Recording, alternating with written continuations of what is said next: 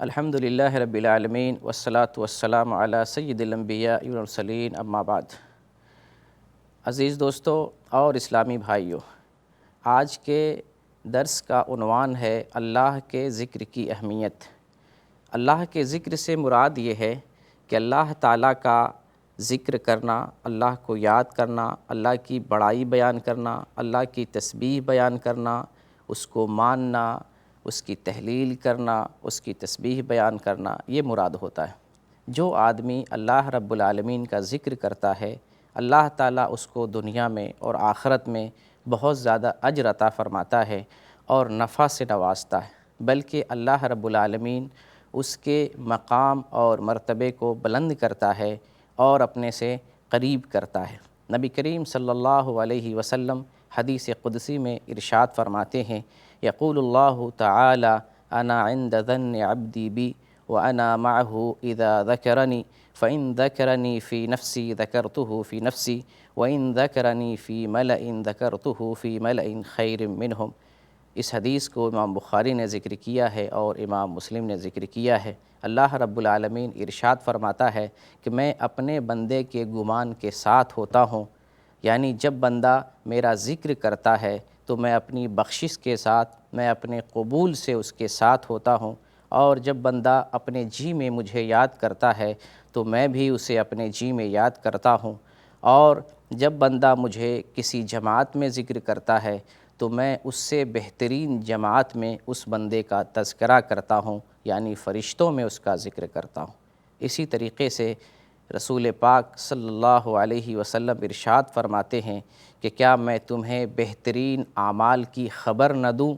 یعنی وہ اعمال اتنے بہترین ہیں جو اللہ رب العالمین کے نزدیک پاکیزہ ہیں اور تمہارے لیے درجات میں بہت زیادہ بلند ہیں، اور تمہارے لیے سونا اور چاندی خرچ کرنے سے بھی زیادہ بہتر ہیں، بلکہ تم دشمنوں سے ملاقات کرو، تم اس کی گردن مارو اور وہ تمہاری گردن مارے، یعنی تم جہاد کرو اللہ کے راستے میں، اس عمل سے بھی زیادہ بہتر عمل میں تمہیں نہ بتاؤں؟ تو صحابہ کرام رضوان اللہ علیہم اجمعین نے ذکر کیا، اللہ کے رسول ضرور آپ ہمیں وہ عمل بتائیں۔ تو آپ صلی اللہ علیہ وسلم بتاتے ہیں ذکر اللہ تعالی، یعنی وہ عمل جو سب سے بہترین ہے، اللہ کے نزدیک پاکیزہ ہے، درجات میں بلند ہے، سونا اور چاندی کو اللہ کے راستے میں قربان کرنے سے بھی بہتر ہے، اور اللہ کے راستے میں جہاد کرنے سے بھی بہتر ہے، وہ عمل اللہ رب العالمین کا ذکر کرنا، اللہ کو یاد کرنا، اللہ کی بڑائی بیان کرنا ہے۔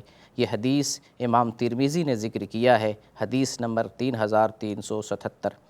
جب انسان کسی چیز سے محبت کرتا ہے تو اس چیز سے اس انسان کی جتنی محبت ہوتی ہے وہ اتنا اس چیز کو یاد کرتا ہے، اور اللہ رب العالمین سے انسان جتنی محبت کرتا ہے اللہ تعالیٰ کا بھی اتنا ذکر کرتا ہے، بلکہ اللہ رب العالمین نے اپنے بندوں کو، ایمان والوں کو کثرت کے ساتھ ذکر کرنے کا حکم فرمایا ہے، جیسے کہ اللہ رب العالمین کا سورہ احزاب کے اندر ارشاد ہے، یا ایھا الذین آمنوا اذکروا اللہ ذکرا کثیرا وسبحوہ بکرۃ واصیلا۔ اے ایمان والو، اللہ کا کثرت کے ساتھ ذکر کرو،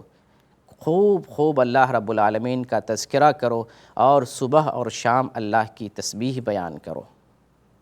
اور جو آدمی اللہ کا ذکر کرتا ہے گویا کہ اللہ کی وہ نعمتوں کا شکریہ بجا لاتا ہے، یعنی اللہ کا ذکر کرنا گویا اللہ کی نعمتوں پر اللہ رب العالمین کا شکریہ بجا لانا ہے، جیسا کہ اللہ رب العالمین کا ارشاد ہے، فاذکرونی اذکرکم واشکروا لی ولا تکفرون، کہ تم مجھے یاد کرو میں تمہیں یاد کروں گا، اور تم میرا ذکر کرو، میرا شکر کرو، اور نعمتوں کی ناشکری نہ کرو۔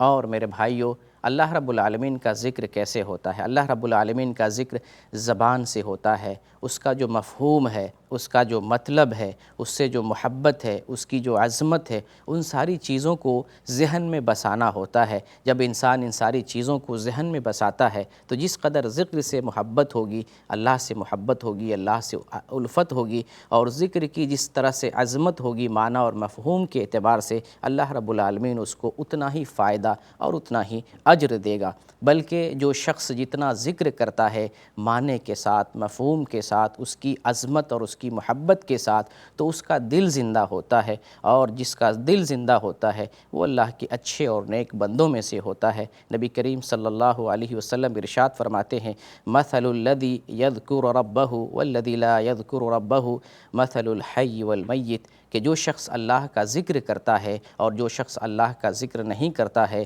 زندہ اور مردے کی طرح ہے۔ یعنی جو اللہ کا ذکر کرتا ہے گویا کہ وہ زندہ آدمی ہے، اور جو اللہ کا ذکر نہیں کرتا ہے گویا کہ وہ مردہ آدمی ہے۔ اور اس حدیث کو امام بخاری رحمۃ اللہ علیہ نے 6044 نمبر پر ذکر کیا ہے۔ گویا کہ اللہ رب العالمین کا کثرت سے ذکر کرنا دلوں کو زندگی ملتی ہے، اس سے نفس زندہ ہوتا ہے، نفس کی صفائی ملتی ہے، اور اس سے ہمارا جو ہے دل زندہ ہوتا ہے۔ اللہ رب العالمین کا بندوں پر یہ احسان ہے کہ اللہ رب العالمین نے ایسے مواقع اور ایسے جو ہے مناسبات ہمیں مہیا فرمائے ہیں کہ ان مواقع سے فائدہ اٹھا کر انسان اپنے دل کو زندہ رکھتا ہے۔ اس لیے نبی پاک صلی اللہ علیہ وسلم نے ہمیں ایسے اذکار سکھائے ہیں جو اذکار ہمہ وقت پڑھنے چاہیے۔ کچھ اذکار ایسے ہیں جو کسی خاص سبب سے، کسی خاص مقصد سے پڑھے جاتے ہیں، اور کچھ اذکار ایسے ہیں جو صبح پر پڑھے جاتے ہیں، کچھ اذکار ایسے ہیں جو شام میں پڑھے جاتے ہیں۔ تو ان چیزوں سے، ان اذکار سے، ان مواقع سے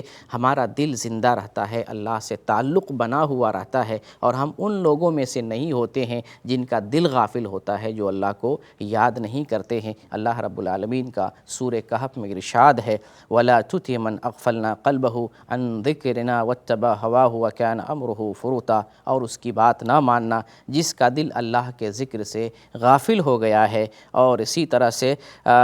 وہ لوگ اپنے خواہشات کی پیروی کرتے ہیں اور حد سے تجاوز کرنے والے لوگ ہیں، تم ان کی بات کو نہ ماننا۔ گویا کہ اللہ رب العالمین کا ذکر کرنا ایک عظیم عبادت ہے، بہترین عبادت ہے۔ اللہ اس سے راضی ہوتا ہے، خوش ہوتا ہے، اور اللہ ایسے بندوں کے مقام اور مرتبے کو بلند کرتا ہے۔ اللہ تعالیٰ سے دعا ہے اللہ تعالیٰ ہمیں